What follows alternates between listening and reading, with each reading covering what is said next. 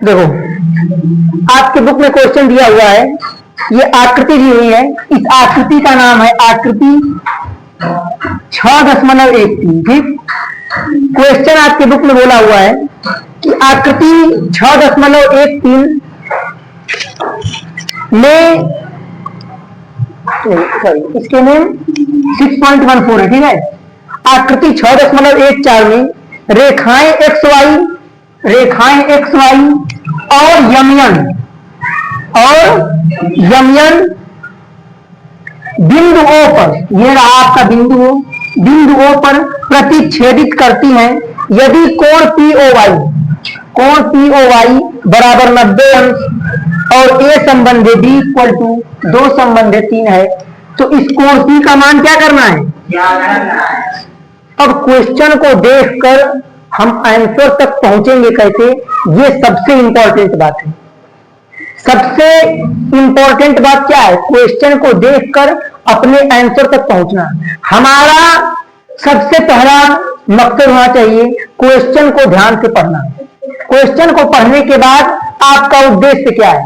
Question आपने पढ़ लिया, उद्देश्य है सी का मान ज्ञात करना कि सी का मान कितना डिग्री होगा, 10 डिग्री, 20 डिग्री, 50 डिग्री, 100 डिग्री, आखिर सी की एक्चुअल वैल्यू होगी क्या?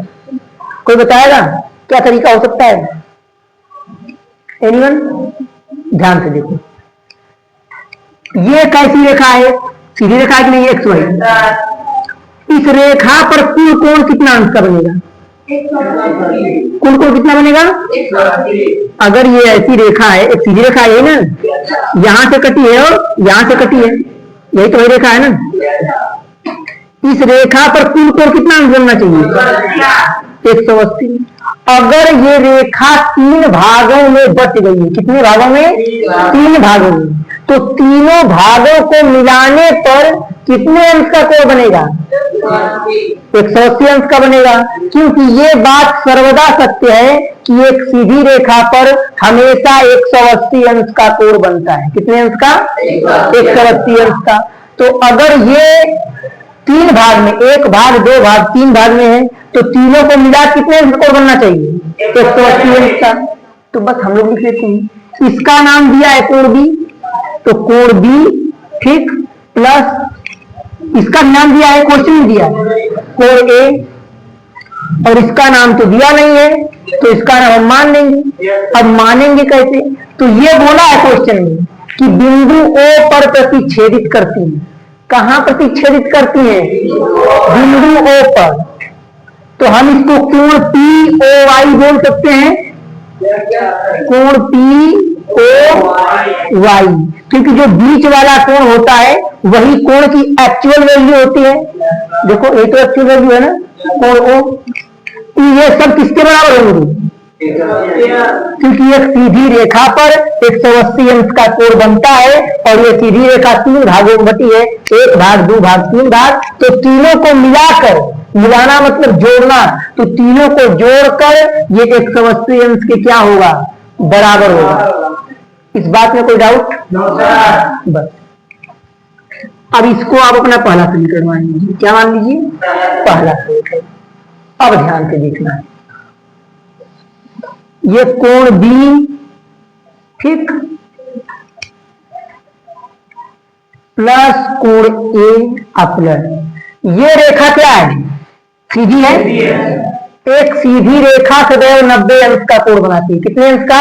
90 अंश का। तो अगर ये सीधी रेखा है तो कोण पी ओ वाई की जगह हम 90 अंश लिख सकते हैं, क्योंकि एक सीधी रेखा हमेशा 90 अंश का कोण बनाती है। ये नियम है और ये सब में लागू होगा, बराबर 180 डिग्री। चलो अब ध्यान से देखना है हम लोग, ये कोण बी प्लस कोण ए बराबर 180 डिग्री, ये 90 इधर प्लस में है, तो बराबर को भेजा कितने हो जाएगा? -90 डिग्री। तो कोण बी प्लस कोण ए बराबर, हाँ, 180 में से 90 जाए कितना बचेगा? 90 अंश। 110 कौन बोल रहा है? हाँ, तो कितना बचेगा? 90 डिग्री। यहां तक आप लोग नोट करो पहले, फिर आगे चलता हूं।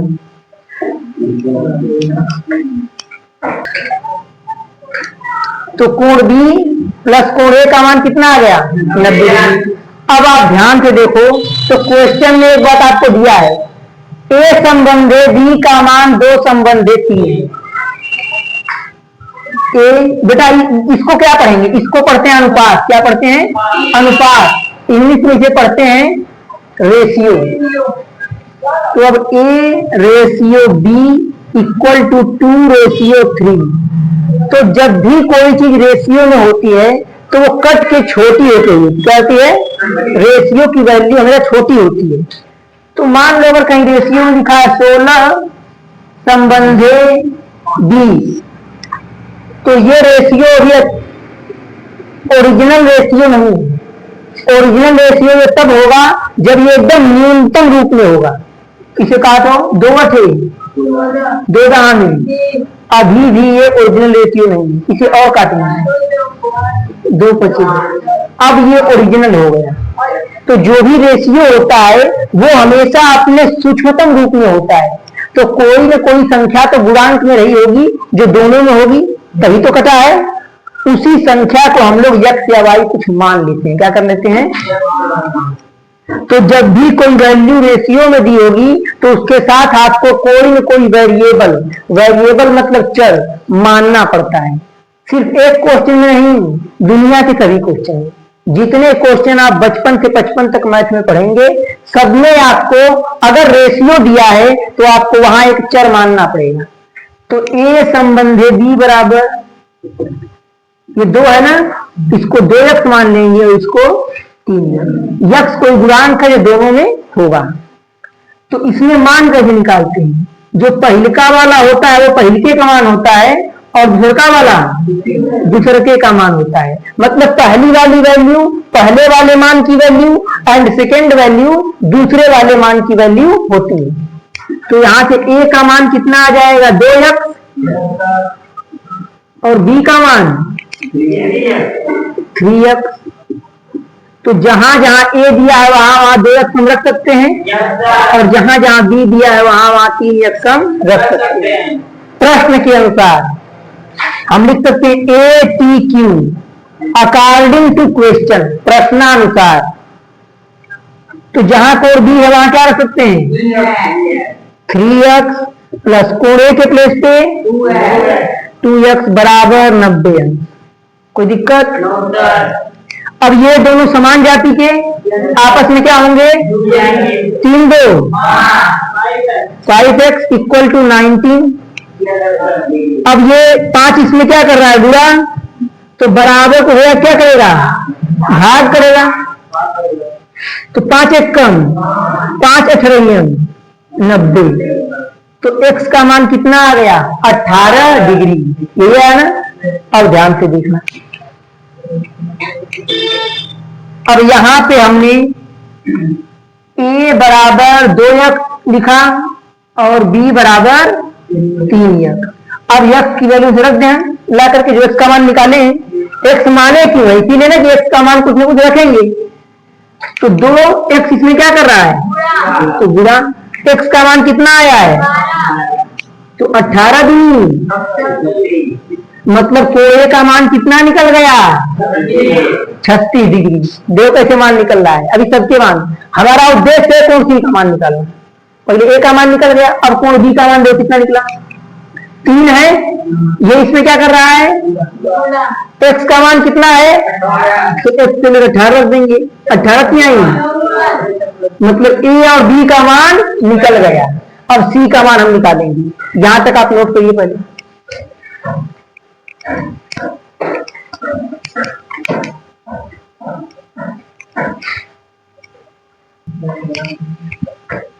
तो ए का मान 36 डिग्री आ गया एंड बी का मान 54 डिग्री आ गया। कोई दिक्कत? अब हम लोगों को क्या निकालना है सी का मान, तो मैं इसे इरेज कर देता हूं।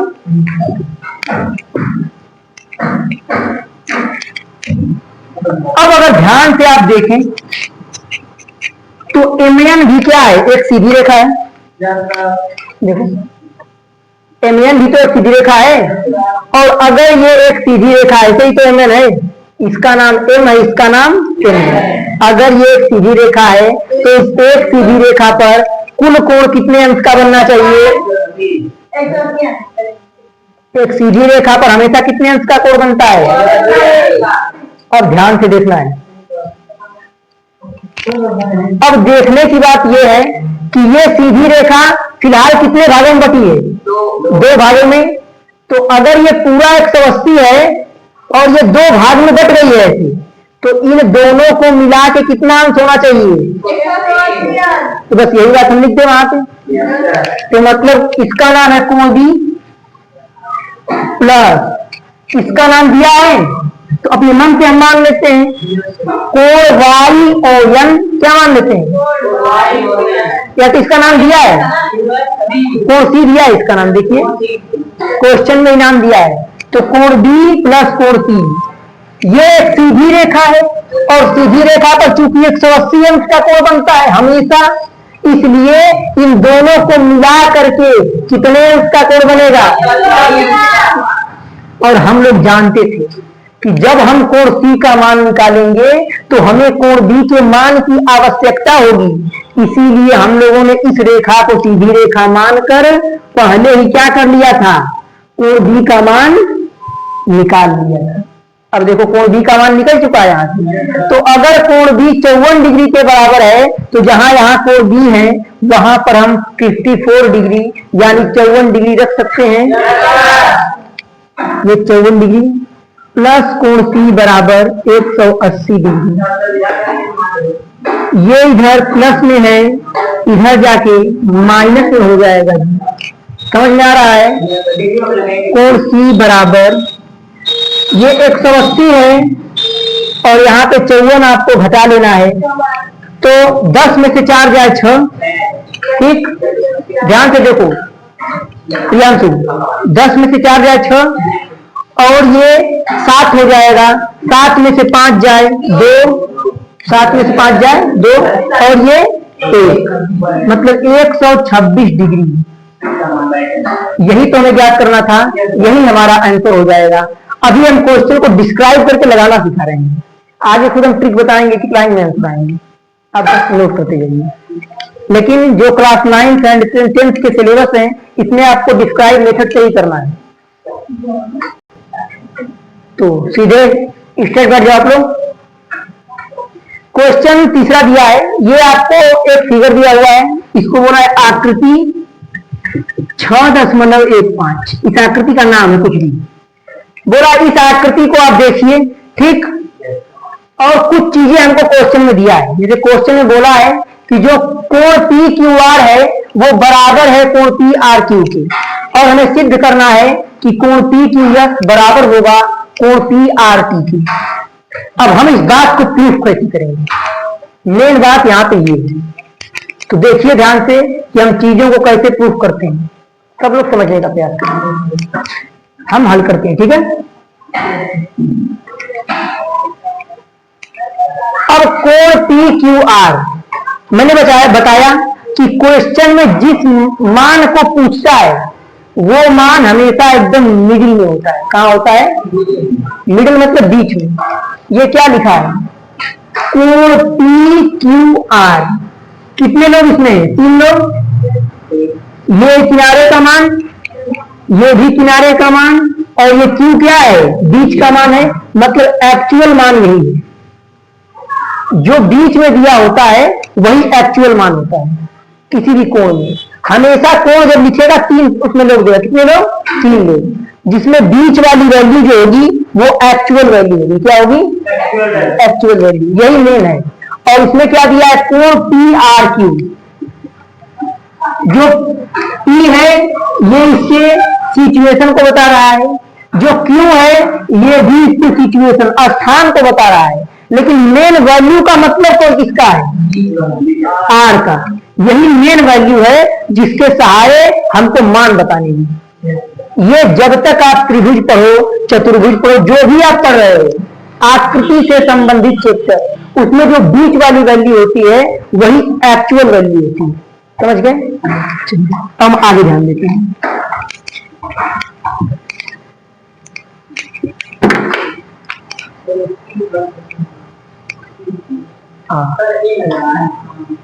ये आपका क्यू हो गया, ठीक है। अब हमें क्या करना है कि पहले सिद्ध करना है, देखो तो ये एक सीधी रेखा है, ठीक। एक सीधी रेखा पे कितने अंश का कोण बनता है, और यहाँ देखो अगर ध्यान से तो ये कितने भागों में बट गया है, एक भाग ये, एक भाग ये। तो मतलब इन दोनों भागों को जोड़ने पर कितना आना चाहिए, तो हम लिख देते हैं यहाँ पे कोण, यही मेन कोण है, क्यों, इसी को हमें बताना है ना।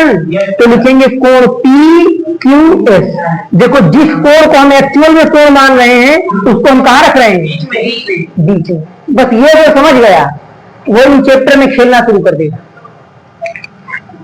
प्लस क्योंकि ये एक रेखा है 180 अंश की, दो भागों में बटी है, तो इन दोनों को जोड़ने पर 180 अंश आना चाहिए। तो पहला पी क्यू एस और दूसरा कोण पी, हमें इसी कोण को बताना है। ये पहला कोण, ये दूसरा कोण। पहला कोण भी क्यू है, दूसरा कोण भी क्यू है, लेकिन ये इधर का कोण और ये इस साइड का कोण है। तो जब ये इस तरफ का कोण है तो इससे जो स्थान निर्धारण करेंगे वो पी और एस आर करेंगे। तो लिखेंगे कोण पी क्यू और आर। जो मेन कोण है उसे हम बीच में रखेंगे। ये दोनों किसके बराबर हो जाएंगे, किस नियम से, रैखिक युग्म के नियम से, रैखिक युग्म। चलिए अब ध्यान से देखना, ये भी तो वही रेखा है, सीधी रेखा। उस बार यहाँ कोण बन रहा था, अब की हम कोण यहाँ बना रहे हैं। कितने अंश का, ऐसे ही कटी है ना, क्या भाग में बच गई। ये रेखा है पूरा कितना अंश का है, क्योंकि एक सीधी रेखा पर 180 अंश का कोण बनता है। कितने भागों में बट गई, दो भागों में। तो इन दोनों भागों को जोड़ने पर कितना अंश आना चाहिए, 180 अंश। अब ध्यान से देखो, ये पहला भाग और ये दूसरा भाग, तो यही लिख देते हैं। ये आर ही तो कोण है, ये आर ही दो भागों में बटा है, मतलब मेन कोण कौन है, आर। तो जब भी हम इसका मान लिखेंगे तो कोण आर को बीच में रखेंगे। कहाँ रखेंगे, क्योंकि कोण को लिखने का नियम है, जो एक्चुअल वैल्यू होती है वो दो वैल्यू के बीच में होती है, मिडिल में होती है। समझ रहे हैं बात को। चलिए हम लिखते हैं, तो लिखेंगे कोण पी आर क्यू,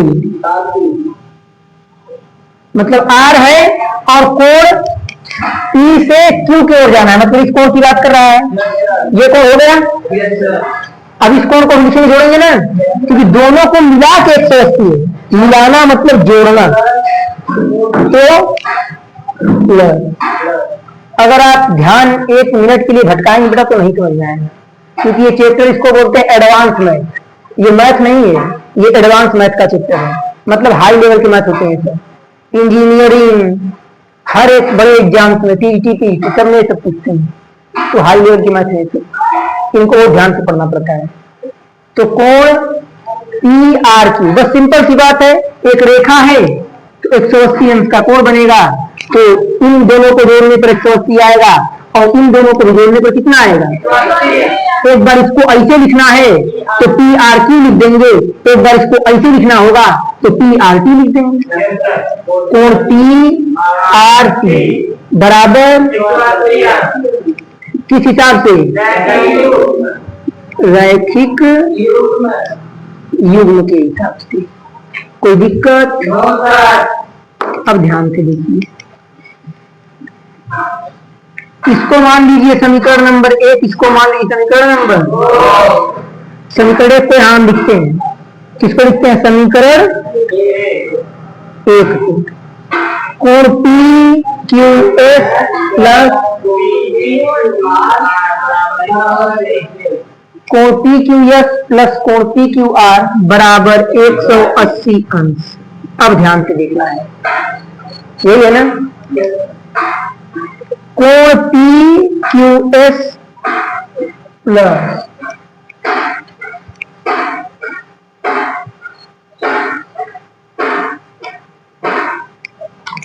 कोण पी क्यू आर ये कितना लिखा है? 180 अंश।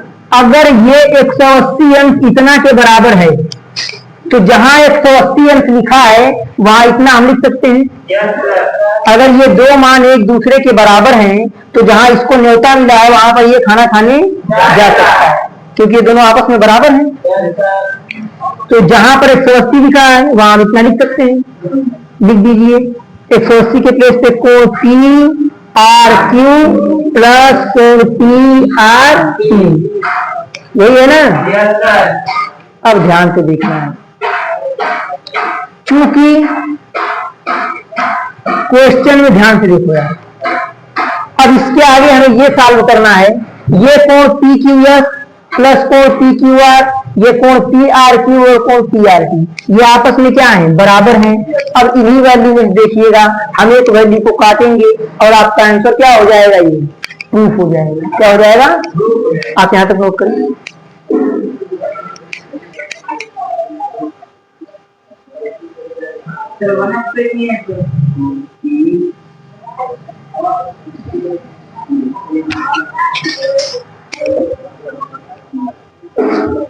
है प्लस कोण पी क्यू आर लिखा है ना, और अगर आप ध्यान से देखें तो क्वेश्चन में दिया है कि कोण पी क्यू आर बराबर है कोण पी आर क्यू के। तो जहां कोण पी क्यू आर लिखा है क्या हम उस जगह पे कोण पी आर क्यू लिख सकते हैं? क्यों लिख सकते हैं? क्योंकि क्वेश्चन में देखो दिया है ऊपर कि ये दोनों आपस में क्या हैं? बराबर हैं। तो यहाँ क्या लिखा है? कोण पी क्यू आर, तो हम क्या लिख देंगे? कोण पी आर क्यू बराबर। ठीक, देखिए ये था, चूंकि ये इतना के बराबर है इसलिए हम इसके प्लेस पे इसको लिख दिए यहाँ पे बराबर कोण पी आर क्यू प्लस कोण पी आर टी। तो कोण पी क्यू एस बराबर कोण पी आर क्यू प्लस कोण पी आर टी। ये इधर किसमें है? बराबर के उधर जाके किसमें हो जाएगा? या छोड़ो, आप समझ नहीं पाएंगे, कंफ्यूज हो जाएंगे। देखिए जाए यहां तक ठीक है। ये कोण पी क्यू एस है बराबर, ये क्या है? कोण पी आर क्यू प्लस कोण पी आर टी। ये बराबर के इधर किसमें है? तो बराबर के उधर किसमें हो जाएगा? माइनस कोण पी आर क्यू। कोई डाउट? अब देखिए कोण पी आर क्यू प्लस में और कोण P R Q plus minus तो आपस में कट जाते हैं ना। 5 रुपया में से 5 रुपया गया खत्म, 0 रुपया। तो कोण पी क्यू एस बराबर क्या आया? कोण पी आर टी। और संयोग से देखिए कि यही बात हमें प्रूफ भी करना था। कोण पी क्यू एस बराबर कोण पी आर टी, यही तो प्रूफ करना था। ये बात क्या हो गया? सिद्ध हो गया। इति सिद्धम। अब जैसे जैसे आप क्वेश्चन की प्रैक्टिस करेंगे तो आपको अनुभव होगा कि क्वेश्चन लगाना कैसे है। आप बस अभी हमारे कहने से जैसे हम बताएं ध्यान समझते जाइए, नोट करते जाइए, एक वक्त आएगा आप खुद से क्वेश्चन को लगा पाएंगे, लेकिन आपको समझ देना होगा उसके पहले। ठीक ना? नोट कर लीजिए। आपके प्रश्नावली 6.1 का ये क्वेश्चन नंबर 4 है। इसमें दिया है कि x प्लस वाई बराबर डब्ल्यू प्लस जेड है और ये आकृति भी हुई है। यहां पर आकृति दिया है।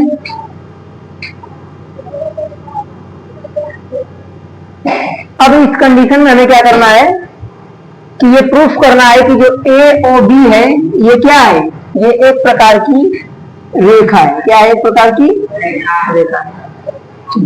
एकदम ध्यान से सब लोग देखेंगे यहां पे।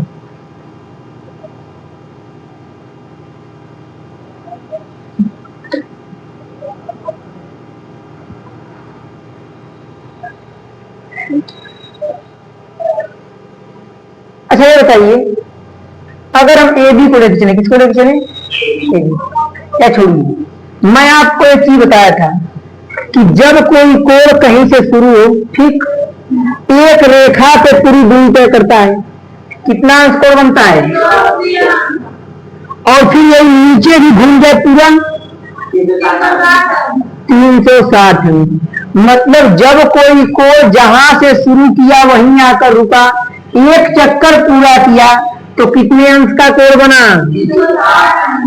अब तुम इस कोण को यहां से उठाओ, कहीं से उठाओ, यहां से उठा लो, यहां शुरू किया, ठीक, यहां से यहां चलते तो यहां तक पूरा आ गया, तो कितने अंश का कोण बना। ये तो बात कंफर्म है ना, यही रेखा है ना, ये रेखा, ये रेखा, ये रेखा बी ए, इसका मैं आपको दिया ही होगा क्वेश्चन में, सी डी, यही तो रेखा है ना आपकी, यही रेखा है। यहां शुरू किया, एक कोण, दो कोण, तीन कोण, चार कोण, तो कुल कोण कितना अंश का बन गया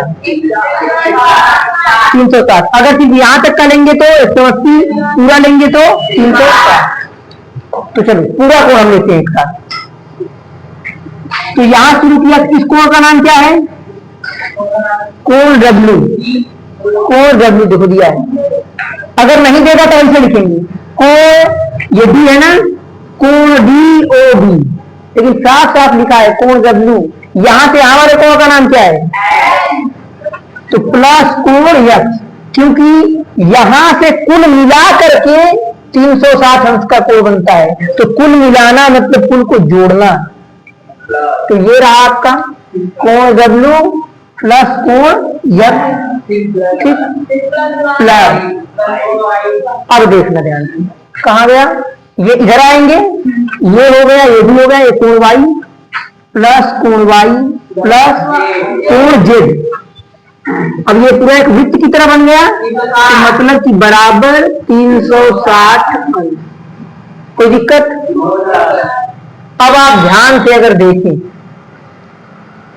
अगर आप थोड़ा सा यहां ध्यान देंगे तो क्या निकल के आएगा, ये कोण X प्लस कोण Y बराबर W प्लस Z है। तो जहां X प्लस Y लिखा है, क्या हम यहाँ पर W प्लस Z लिख सकते हैं, बोलो भाई। अगर ये इतना के बराबर है तो जहां इसको न्योता मिला है देखो, वहां पर ये तो खाना खाने जा सकता है। तो जहां यहां लिखेंगे कोण W plus X plus Y के प्लेस पे W प्लस Z, अब प्लस आगे क्या दिया है, कोण Z ये वाला बराबर 360 अंश। ठीक, कोई दिक्कत। इसको आप कोण कहो या ना कोई बात, तो ये W को Z ऐड कर सकते हो, कोई दिक्कत नहीं है, कोण ही मान लो। अब देखना ध्यान से, अब कोण W प्लस कोण W, 2 angle W, X plus X 2X, तो W plus W 2W, X plus X 2X, तो W plus W 2W, plus Z plus Z 2Z। भाई कोण का साइन, कोण का चिन्ह लगा दो आप लोग, कोई दिक्कत नहीं है, यही कोण का चिन्ह है आपके। बराबर कितना दिया है 360। इन दोनों में कॉमन क्या है, देखो दो इसमें भी है और दो इसमें भी है। जो दोनों में होता है, इसमें कितने पद हैं, तो इसमें कुल 2 पद हैं। कितने पद हैं, 2 पद हैं। और इन दोनों पदों में देखिए कॉमन क्या है, क्या देखना है हमको कि क्या कॉमन है। तो ध्यान से देखो क्या कॉमन दिख रहा है यहाँ पे आपको, 2 इसमें भी, 2 इसमें भी, 2 यहाँ से आप कॉमन निकाल लीजिए, कोई दिक्कत। अब जब 2 आप कॉमन निकाल लेंगे तो यहाँ क्या बचेगा, कोण W प्लस कोण Z इक्वल टू 360, कोई दिक्कत। अब ये 2 इधर गुणा कर रहा है, इधर जा क्या करेगा, भाग करेगा, तो 2 से काट देते हैं 180 बार में। तो कोण W प्लस कोण Z बराबर 180 अंश। कोई डाउट यहाँ तक, कोई डाउट नहीं ना। अब अगर ध्यान से समझना हो तो यहाँ देखिए, ये इस कोण और इस कोण को मिलाकर कितना अंश है, 180 अंश। तो जब कोण का मान, जब एंगल का मान 180 अंश होता है, तो उस कंडीशन में वो रैखिक युग्म होता है, वो क्या होता है? रैखिक युग्म, यही होता है ना। उस कंडीशन में ये चीज रैखिक युग्म होती है। और अब जरा ध्यान से समझना है बात को। अगर ये रैखिक युग्म है, अगर ये चीज क्या है, अगर ये रैखिक युग्म है, तो इस कंडीशन में रैखिक युग्म बनता किस पर है? एक रेखा पर। रैखिक युग्म किसमें बनता है? एक रेखा पे बनता है। तो बस हमें ध्यान देने की जरूरत है, अगर इसमें रैखिक युग्म का कोण बन रहा है तो मतलब ए बी क्या है? एक रेखा है, क्योंकि रैखिक युग्म रेखा पर ही बनता है। रैखिक युग्म कहां बनता है? तो मतलब अगर ये रैखिक युग्म बन रहा है तो ए बी क्या है? यही तो कोण है ना, डब्ल्यू प्लस जेड। तो मतलब ए बी एक रेखा है, और हमें यही प्रूफ करना है कि ए ओ बी क्या है? एक रेखा है। देखो ए ओ बी एक रेखा हो गई ना, तो लिखेंगे चूंकि रैखिक युग्म, चूंकि रैखिक युग्म चूंकि रैखिक युग्म एक रेखा पर बनते हैं,